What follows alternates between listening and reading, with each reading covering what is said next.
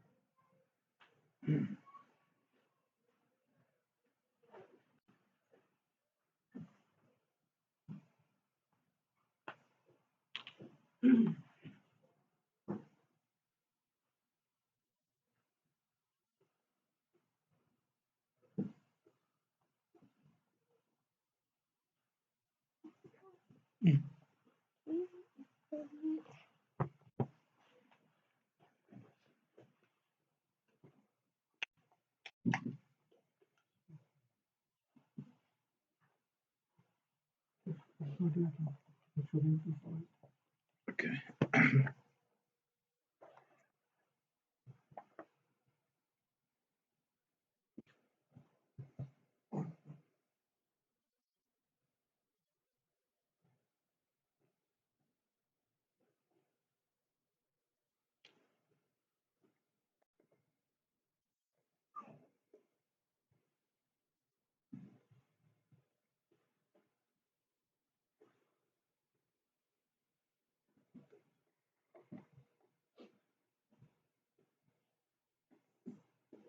Did it start up over here? Do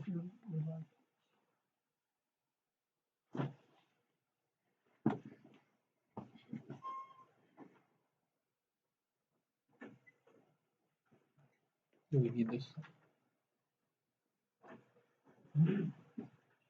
Okay. We need this. Yeah.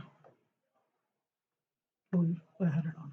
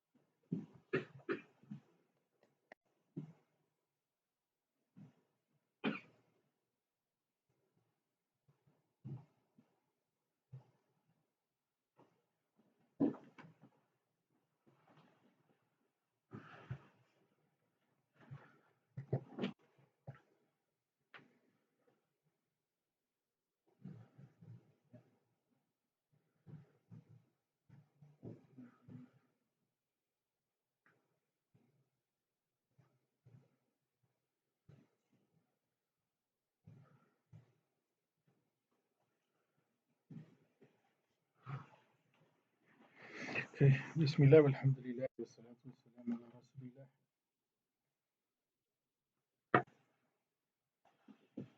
Begin, inshallah.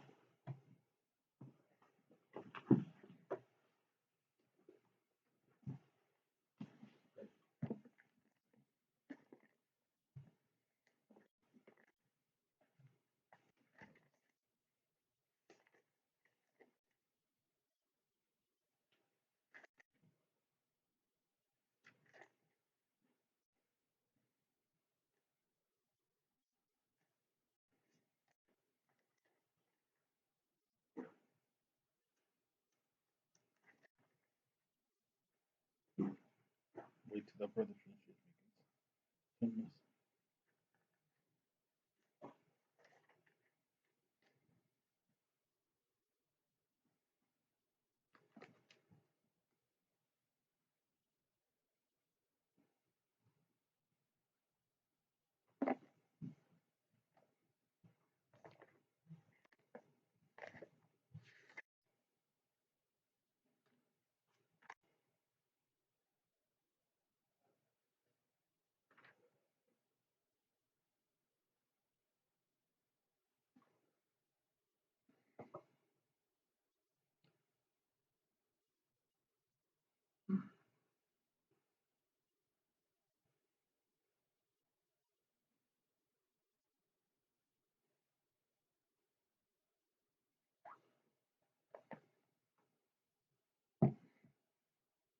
Okay, inshallah.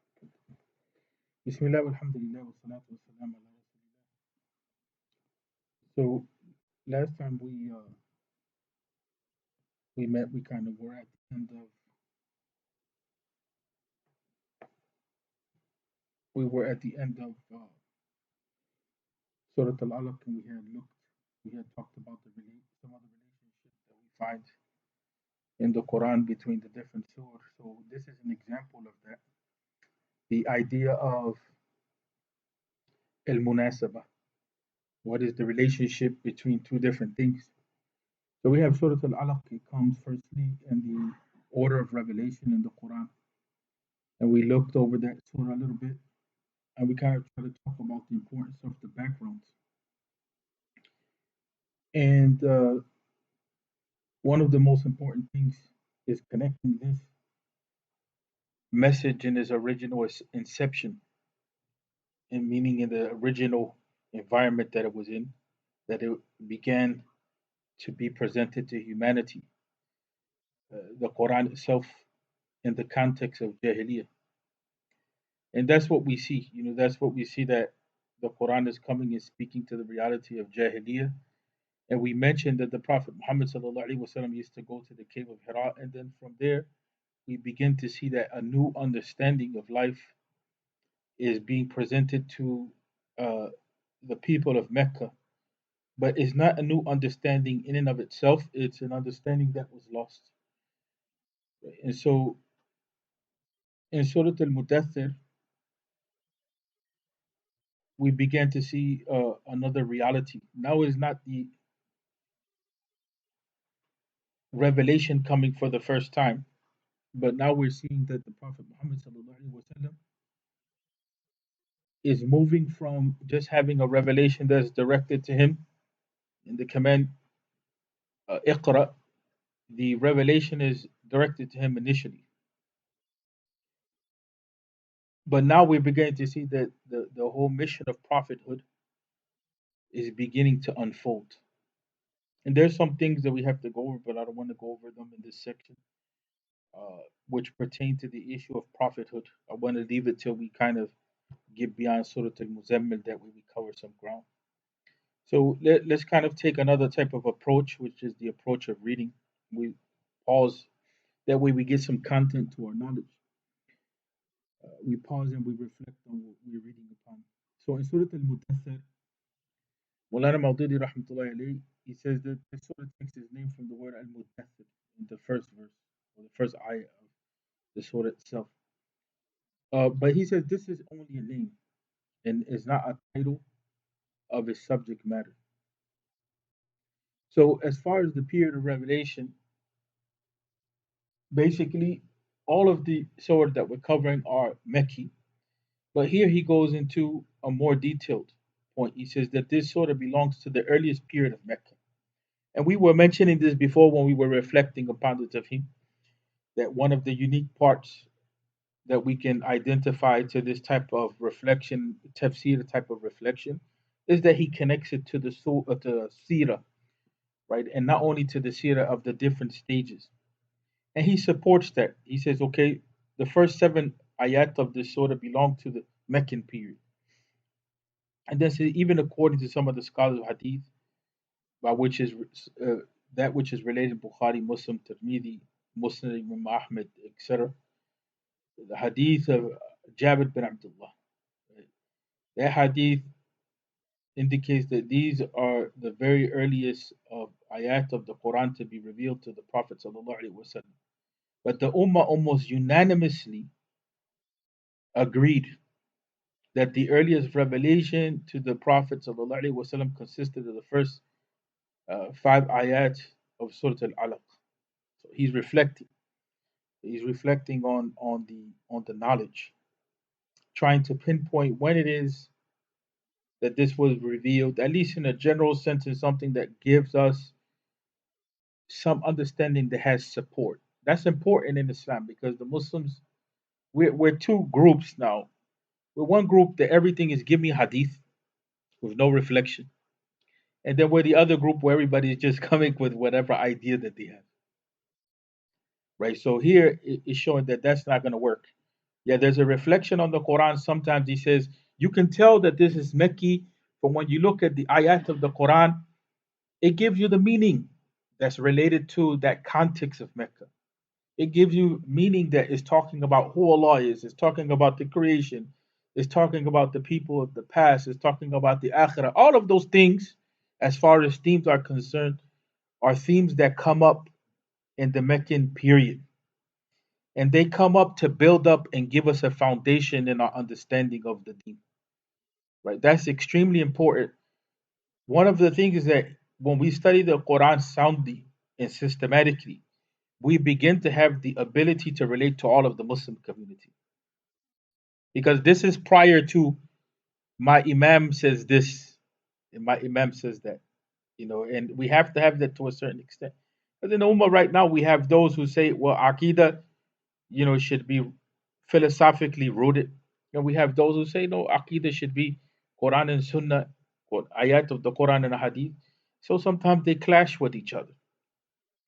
But the Quran itself is not getting us into that. The Quran is not getting us into those type of academic debates. The Quran is reinstituting for us our understanding of ourselves because we lost it, right? That's the reason why the messengers come. As humanity, the messengers come to remind us. That's the job of the messengers, is to come and remind us. And so they give us that orientation. So more specifically, the Quran. The Quran in its educational mode, it has a specific set of aims. So the foundation is always going to be in what is taught to us in Mecca, right? It's going to always be what is taught to us in Mecca. But in order for us to be able to get to the knowledge, we have to be familiar with the Quran. So we're becoming familiar with the Quran. So here, the first seven ayat of this surah belong to the earliest period of Mecca. We're not just making this stuff up. We have some factual evidence to support it, either by the content or in this case, we have some ahadith which support that. But now we run into an academic problem.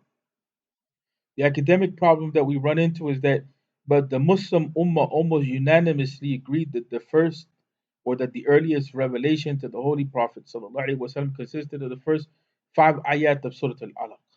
Okay. And so here he says, however, what is established by ahadith that are sound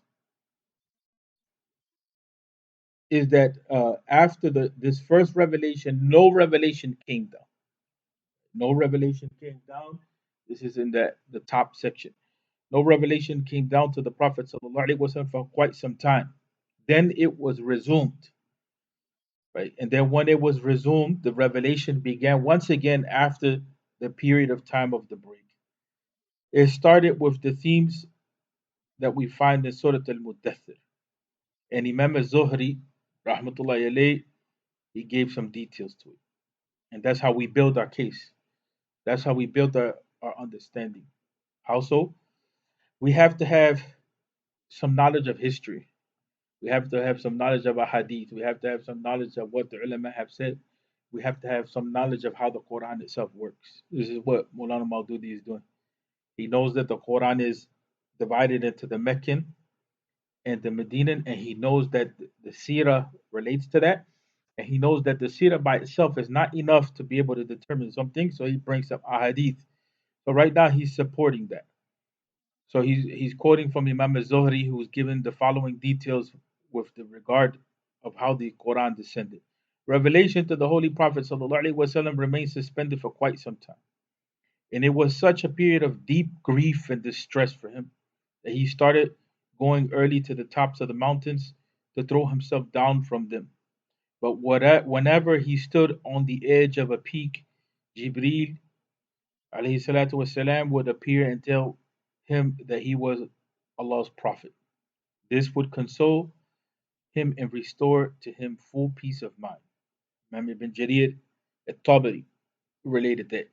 Tafsir al-Tabari is one of the earliest tafsirs that we have that deals with the Arabic language. It deals with the narrations of the hadith as they relate to the Quran and the sayings of the Imams. Here, this may seem troublesome because it's like, the, wow, the Holy Prophet sallallahu alaihi wasallam, or the Prophet Muhammad alayhi salatu wasalam, he went through that extent of grief and distress, and it almost looks like he's suicidal. But the reality is that in Islam, truth is truth. And so here we find that Allah Tabaraka wa Ta'ala protected him and guided him. There's something else that comes up in this. What was another support for the Prophet Muhammad sallallahu alaihi wasallam? His wife. You know, here you find their spiritual support, right?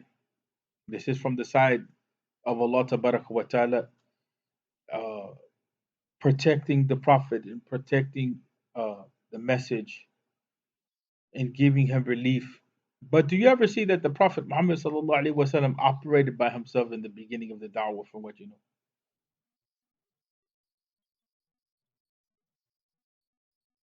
Or from the beginning of the da'wah, was there support other than just spiritual support? So then the question that I have is like, why do the Muslims act like everybody's a super spiritual being? It's like, work on your relationship with Allah Tabaraka wa Ta'ala and you make dua. Here it says that the Prophet Muhammad sallallahu alaihi wasallam, he experienced grief and sorrow because the revelation stopped. So he had to make sense of that reality. He wasn't so sure of himself, like, yes, I'm the man. He went through that process of like, what's going on? Like, even to the point where his wife Khadija, radiallahu anha, she took the Prophet Muhammad sallallahu alaihi wasallam to Waraqah, who was a person of knowledge, to assist them in that process of working that out. So he's working out that process of what this means, figuring out that ultimately is not something I'm delusional about, but it's revelation. But in the beginning of the da'wah, you see that there's support. So he was sad there, but then he was sad again when? Huh? Yup, and his uncle's death. And so I think this is one of the things that we miss, or we want to talk about lessons from the deen itself, from revelation and the seerah, that the Prophet Muhammad sallallahu alaihi wasallam operated with support. That's taking support from people is not deviation from the trust in Allah Tabaraka wa Ta'ala. That's extremely important. Yesterday I was at a conference and they had few sessions and they dealt with the topic of oppression. So one of the sessions talked about Kashmir. One of the sessions talked about uh, the Muslims in Turkmenistan, or what we call the not properly the Uyghurs or the Uyghurs. They have a way of saying it, that it's not Uyghur exactly. And then the issue of Puerto Rico came up. But at the end of the whole thing, one of the brothers asked, "Where do we begin?" The context of this, we're talking about the political realities of the people of the world and the Muslims more specific in a general sense. It's, where do we begin? So people start saying, well, we begin with ourselves. We begin with Salah. That's not the context. The context here, we're not talking about where do we begin with our personal relationship with Allah and Tazkiyat. The context here is where do we begin to help our brothers and our sisters in the struggle, right? And so in the beginning of the da'wah itself, you see that the Prophet Muhammad sallallahu alaihi wasallam, he's even taking support from a non-Muslim, which is his uncle. That's the reality. Abu Talib. Abu Talib gave him enough support so the da'wah can move.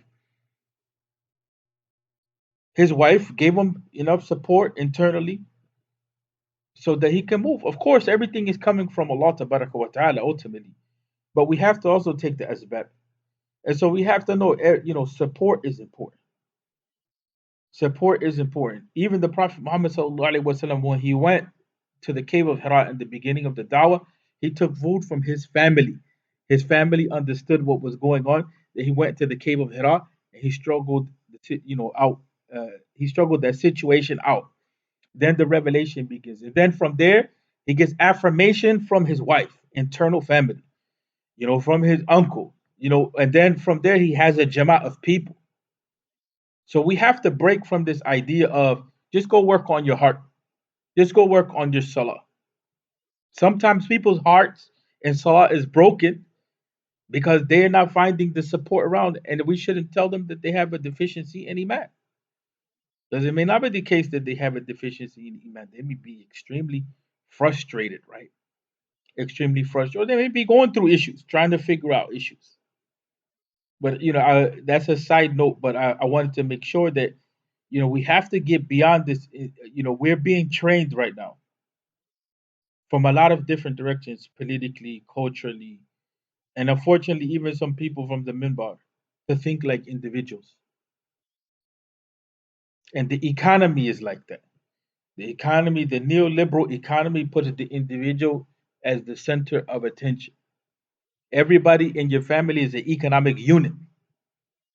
So we target your children, we target the wife, we target the husband, we target you know, everybody that we can target in order to make them participate in the marketplace. And so we've become like that. We've become some of the stuff that's being said now in the Muslim community sounds more like a certain type of Christian idea. No, we're a Jama'at. We even say Ahl Sunnah wa Jama'at. Even we encourage Salatul Jama'at over Salatul Fard. Right? So we're a Jama'at. So in any event, I wanted to root that back in that even the Prophet Muhammad sallallahu alaihi wasallam at the beginning of the da'wah is dealing with other human beings. This is not you rough it out by yourself. We have rights and responsibilities over each other to support each other. Imam Zuhri, rahmatullahi alayhi, relates the following hadith on the authority of Jabir bin Abdullah. The Messenger of Allah sallallahu alaihi wasallam describing this period of, of, of the wahi ending or a break in it, fatrat. That's not a right transliteration. One day when I was passing on the way, I suddenly heard a call from the heaven. I raised my head and I saw the same angel, alayhi salatu wasalam, who had visited me in the cave of Hira, was sitting on a throne in between heaven and earth. Was sitting on a throne and I saw the same. I'm sorry. I raised my head and I saw that same angel who had visited me in the cave of Hira was sitting on a throne between heaven and earth. This struck terror in my heart. And reaching home quickly, I said, "Cover me, cover me." So the people of the house covered me up with a quilt or blanket. At that time, Allah Ta'ala sent down the revelation, "Ayyuhal Muddathir." From then on, revelation became intense and continuous. And the rest of the surah was revealed when the first Hajj season came after public preaching, after the Da'wah began to be out in the community. When the dawah began in Mecca, the rest of the surah was revealed. This has been, again, when we talk about pro- providing evidence for our case, this has been fully described in Sirah ibn Hisham. Sirah ibn Hisham is actually translated into English as one of the earliest books of Sirah. It's one of the earliest books of Sirah. And so he goes into some of the themes as has been explained above. The earliest revelation to the Prophet ﷺ consisted of the first five ayat of Surah Al Alaq. So we want to take some facts from when we come out of this session. So the first five ayat of Surah Al Alaq were revealed, and then a break, and then the first seven ayat of Surah Al Mudathir, right? And then the rest of Surah Al Alaq, there's a little bit of a debate if it was after Mudathir. But if we go back here, we said here we at least see that Mudathir, the second part of it, from 8 through 56, it was revealed when the first Hajj season came. That's important. It's important to become familiar with the Quran in that regard. So, as has been explained above, the earliest revelation to the Prophet Muhammad SAW consisted of those first five ayat of Al-Alaq. And this was the first experience of revelation met suddenly by the Prophet Muhammad SAW in this message. It was not told what great mission he had been entrusted with and what duties he had to perform in the future. He was only initiated into the prophethood and then left alone for a time so that the great strain this experience had caused should pass away and he should mentally prepare to receive the revelation and then to fulfill the prophetic purpose. That's important. And this is how the Quran functions. The Quran functions gradually. And it's important to understand that sometimes we think that we can take things all at one time and it becomes difficult. Sometimes when we try to do it, I mean, anybody has a human experience that has a human experience knows if you have a bunch of food and you try to eat it all at one time and it's beyond your capacity, what happens at a basic level? Or if if you don't have a lot of physical strength and you want to begin to lift weights and you just dive into that process and you just start to lift weights without going in through any preparation or routine or prior experience, what happens?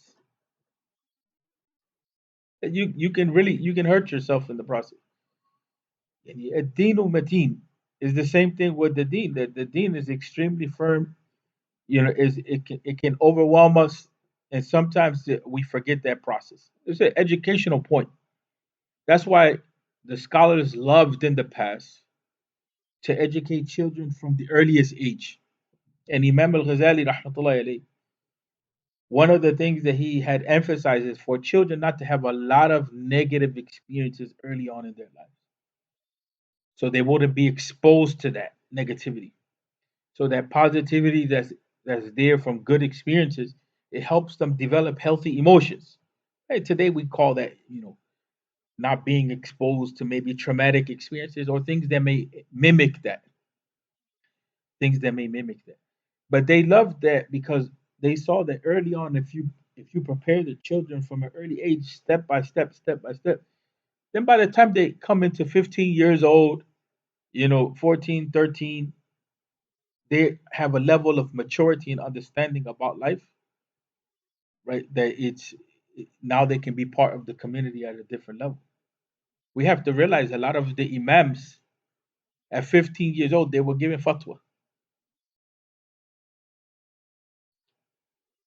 Now, when we start talking about men, if we can find brothers at 25 years old that have maturity, and they're ready to really be, family and so on and so forth, it's not, it would be a blessing. It's not always the case that we could find that. But there's definitely something that has changed in the whole process of education. So from early on, and we see that even, and that's something peculiar to this country, because when you go overseas, you see children from an early age they have higher levels of what maturity about life and responsibility and so on and so forth. Even many children have to work from an early age, and so they already, by the time they're hitting 17 or whatever, they already they are we the disrupting upstairs?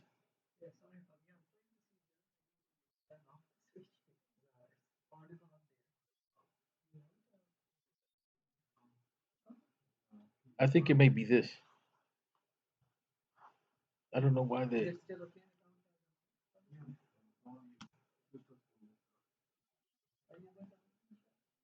Can you message me if it was this one?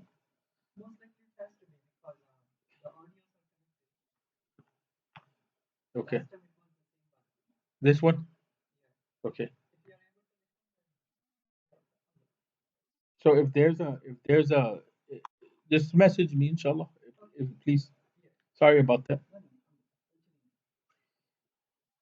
So the the Quran itself teaches us that there's weighty lessons. So the thing about it is that what we're seeing, this is what we're feeling. We're feeling from the educational side that that sense of graduality, getting them properly. We're not doing that, and they're being bombarded from different angles. Then we want them to practice. That doesn't work like that.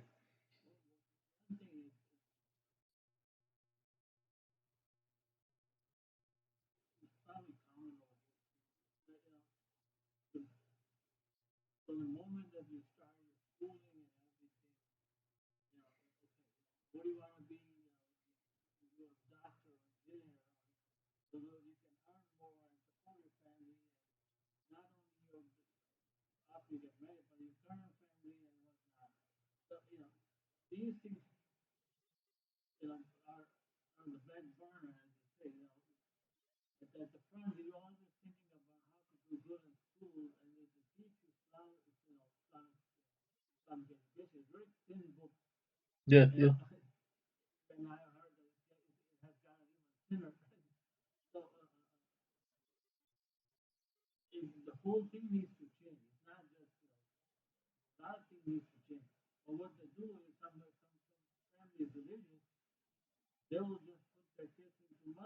Yeah, yeah.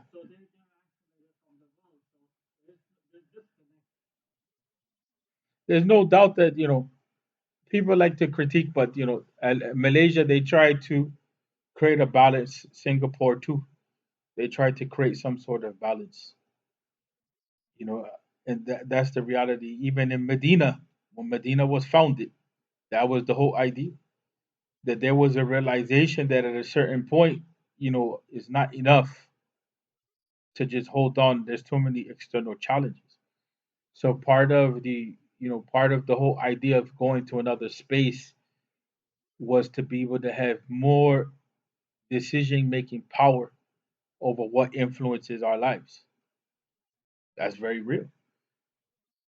That's a very real dynamic. There's some things in this society which we have control over, we don't take control of. My argument is that I don't think that we're serious as a Muslim community. You know, if you were to tell somebody, let's build a community from the ground up, and let's take